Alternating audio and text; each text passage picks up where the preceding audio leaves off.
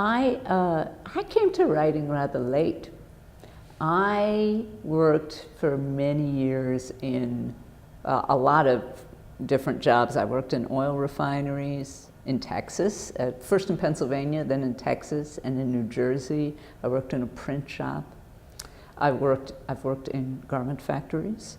I worked in a shipyard, and lived in different parts of the country.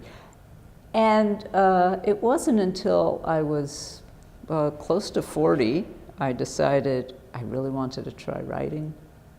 And I went back to school and started doing it. And of course, by that time, I'd gotten a lot of material. I was really struck by, for one thing, I was struck by how much fiction I read about women that had very little to do with work. Whereas for me and for the women that I knew and know now, work occupies so much of our time.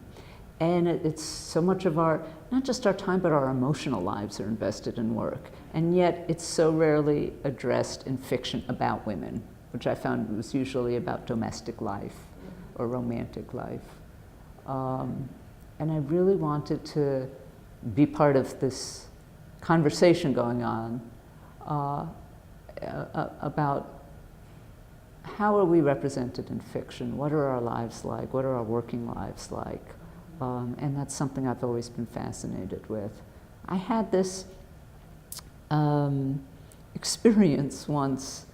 I was reading Henry James. I was in an oil refinery, and a lot of your life in an oil refinery is very hard work, and then there's a lot of waiting around.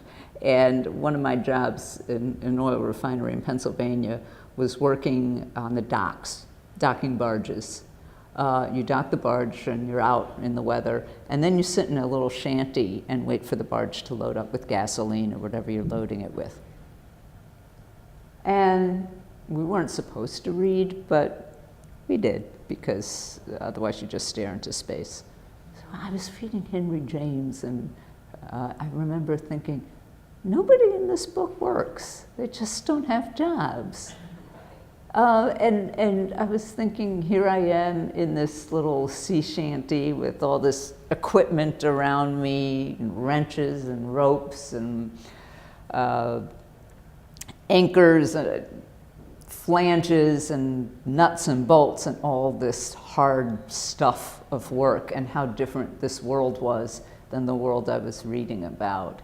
And I became very interested in representing this world in fiction.